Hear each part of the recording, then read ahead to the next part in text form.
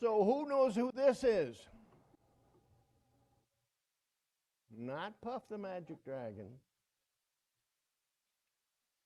Think about imagination. And here is another version of it. Sits on my desk. And it has the word on it. Anybody see that? Figment. Figment. So if you've been to Disney World, there's an imagination pavilion. And as you go into that pavilion, there's a little video you see, and Figment is the key character in that. And he's just wonderfully expressive, unfettered by anything else. He's a delight to be with. But it was interesting how Figment came to be. He's 40 years old, by the way, this year. Figment is 40. Tony Baxter was the individual at Disney that created Figment. And he was inspired to do so, wouldn't you know, by watching another TV show called Magnum P.I. Anybody remember that, Magnum P.I.? So, of course, Tom Selleck was the one character, and John Hillerman was another. Hillerman was the character Higgins, if you remember. And one day in Hawaii, oh yeah, bless those in Hawaii. Many blessings to them. One day in Hawaii, he came out to a mild catastrophe to find that his wonderful tropical flowers had all been eaten by a goat. So Jonathan Hillerman connects with Tom Selleck. I'm giving you their real names. It's easier for me to remember them. And says, this is not a figment of my imagination. A figment can't eat flowers. And from that, Tony Baxter took and created the mischievous, at times, character Figment, which, if you remember, there's the song that comes from that, about a little spark. Imagination, imagination, a dream can be a dream come true with just a spark in me and you. Well, today we're going to talk about that power of imagination. If you're familiar with Unity's 12 powers, you know that imagination is one of them. Imagination is the ability to image something, the ability to envision, the ability to dream. And that's a spiritual power given to each one of us. We have that power within us, and we have the choice to activate it or not. And we're going to talk about that today. I put together a key spiritual truth, as I like to do, and here it is. Oh, let me just say, we're in the context of working with thinking in our minds, divine mind, human mind, all of that. We've been talking about that this month. So in that context, we get this key spiritual truth as it relates to imagination. When we value our knowledge, access our knowing, and use our imagination, we create what we desire and fulfill our potential. So as I was working with this, and as I shared it with some people at Saturday's Soul Boost at 4 o'clock on Saturdays, always there, just a thumbnail of what we're going to share here on Sunday morning, I came up with this idea that with regard to thinking, as it graduates into imagination, there are 3 things. There's taught thought. Got that? Advance the slide, Tom, so we can see it. There's taught thought. That's knowing. Go on to the next one. There's caught thought, or taught thought is knowledge. Caught thought is knowing, which is different than knowledge. and we'll discuss that. And thirdly, not thought. Now that not is an old word, means no, nothing, not at all. So it's not thought as we usually consider it. And that's where we're headed today, from our thought that is taught to us through the thought that we just catch, a divine catch, on into that not thought, that expression which has no boundaries and no limits, imagination. So, back to number one. Go back a couple slides. Tom, taught thought. We know what we know, and it's knowledge. And we value that highly. We go to school, we get all sorts of knowledge. Our parents and our mentors and our teachers along the way taught us, and we learned. And we have a body of thought that becomes part of us that's taught thought. We also have Sir Google to go to when we don't know, and that's taught thought as well. And we just have to make sure it's correct taught thought. Sometimes it isn't. We have to use discretion on that. But taught thought has its limits. It's not very creative. It's stuck somewhere in the past where you learn that without any advance at all. So taught thought is very valuable, but it has its limitations. Go on to the next one. Caught thought. Here's the one I like. In Unity, we talk about going within, that we live from the inside out, that within us is the divine. We not only are human, but we are also divine. And that divinity within us is something that is always willing to share with us the universal knowing that's there. The universal knowing. And so we're almost as though we're in a storm of leaves being blown to and fro within, and somehow we catch. We catch on to a divine message, a divine idea, and that's caught thought. That comes from within, so it's different than knowledge. It's knowing. It's a more certain thing. It's intuitive. And we sometimes, or at least I have discredited that intuitive thing as being not so important.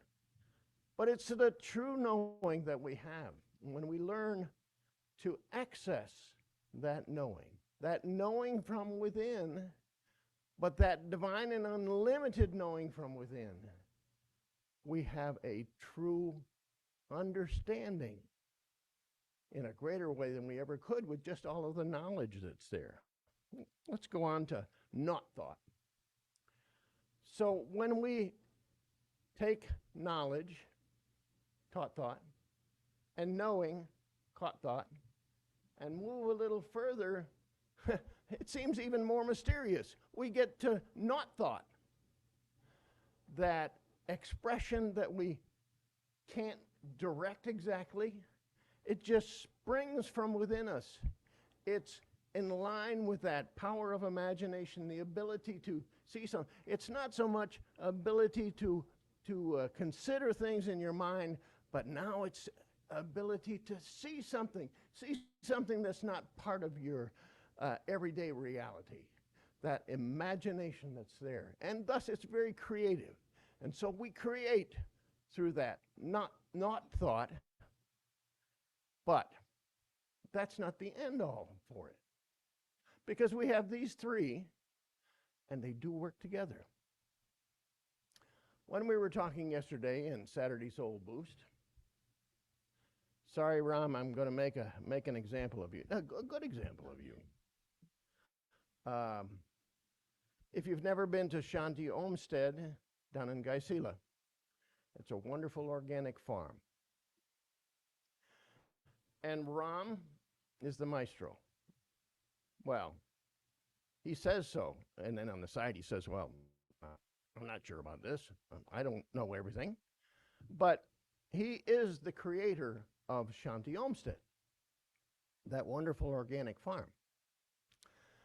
But he created not just in that inspirational way of using our imagination, he learned some things too along the way. He had some taught thought that was the basis for a lot of what ended up being Shanti Olmsted. He even goes and Googles things from now and again to see if he can find out a little bit more. He knows a lot. But if you've been to Shanti Olmsted, you know that it's a place of beautiful quiet at times. It's a place where the soul communes with the divine. And sometimes, I love to go down there. I go down, now it's Tuesday. I go down every Tuesday just to spend some time. Because I love that quiet. I love that sense of nature, that vitality that's there with a growing garden. Well, growing gardens, there's a whole lot of them. And there's something of the divine in that. It's not just what Ram knows or anybody else knows. It's an infusion of the divine into our world in a unique way. And that's, of course, because of the character of Ram as well. And then, beyond that taught thought and that caught thought stuff, we get to the not thought. Somehow from all of that, using that power of imagination, the ability to see something that's not there, not currently there, things happen. One that I remember most is what I call the Conestoga wagon. Huge 16-foot long grid of metal that's placed between two garden beds, a big arch that looks like a Conestoga wagon for plants to climb on. We haven't yet figured out, I say we, I hope you don't mind, Ram, how to get that shaded, but it's a wonderful way to take and use what Ram has known, what's just stirring with him as a divine idea, and that power of imagination. And so if you go to Shanti Olmsted, you'll see the Conestoga wagon and many, many other things that are there that are inspired and that make use of that imagination, which we all have.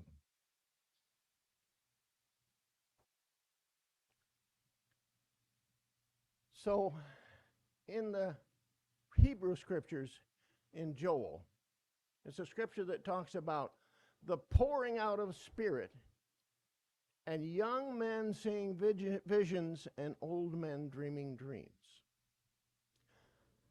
It was evidently important enough that it showed up in the book of Acts and the Christian scriptures as well, that very same quote. Pouring out of spirit, that connection with the divine, and from that, a dreaming and envisioning that occurs. I think that's there waiting for all of us. There's a brilliant man whom we all know. Okay, it's Albert Einstein. And Albert Einstein says this: imagination is more important than knowledge. Imagination is the language of the soul. The Buddha said, all teachings are preceded by imagination. And so both the Buddha and Jesus, the master teacher, use this very creative way, this very imaginative way of sharing truth. They're called parables. And you've read the Christian scriptures a little bit. You've seen many of those parables. Unique stories with a truth beneath them that are creatively presented so that that truth can have impact in our lives. So when we take that imagination and the precedent before it, the knowledge and the knowing, that connection with the divine, we take all the bits and pieces that are there And we have a composite. And from that composite springs that new creation, something that we've never seen before, something that is new and fresh in this world, a creative thing. And that happens in our lives. As we're able to take knowledge, knowing, and imagination and work together with them, we see in our lives a change. We see the opportunity for creation, and so we create our reality in a very real sense. So as always, I get toward the end, and go one toward that last slide, Tom, if you would. There they are. Taught thought, caught thought, and not thought. As we use all of those things, how do we do it? It's nice to talk about it, but how do we do it? Number one, value learning. There's a move afoot to say that which somebody else has said, that which somebody else has learned, experimented with, and proven. I don't go with that. Well, there is truth in that knowledge, and there's bits and pieces there that can be taken together with a divine knowing and imagination and change our lives and our world. So number one, value that learning. You were in that place for a particular reason. You learned that because it was part of becoming the unique you that you are. And secondly, and this one, you could have told me this 20 years ago and I would have told you I wasn't very far along the way. And that's open yourself to your intuition. We want to be certain about everything, but you know what? Spirituality, spirit, has a mysterious element to it. So as we open ourselves to the intuitive, we discover things that isn't written in a book, but somehow we know. You've been there. Something just comes to you, and you know that for you, that's the right thing. That's the truth for you today. Like Donna's affirmation. That comes up, that wells up from the divine within us. So open yourself wide open to the intuitive and the voice of the divine within. And then finally, be like Figment. Let your imagination go wild. We had a number of kids with us last week. They're not here today, but beneath the tablecloth there is a coloring page of Figment and some crayons that I put there because I was hoping to see them here. Well, you know what? Their Figment, each one of them is going to be different than every other. And your Figment is going to be different than mine or Tom's or Tim's, because it's that beautiful gift we have of seeing in the very unique way that only we can see. And that imagination creates in our world what we want, what our heart truly desires. Let me say that key spiritual truth again. When we value our knowledge, access our knowing from within, and use our imagination, we create what we desire, and in tandem with that, we fulfill our potential. So it is.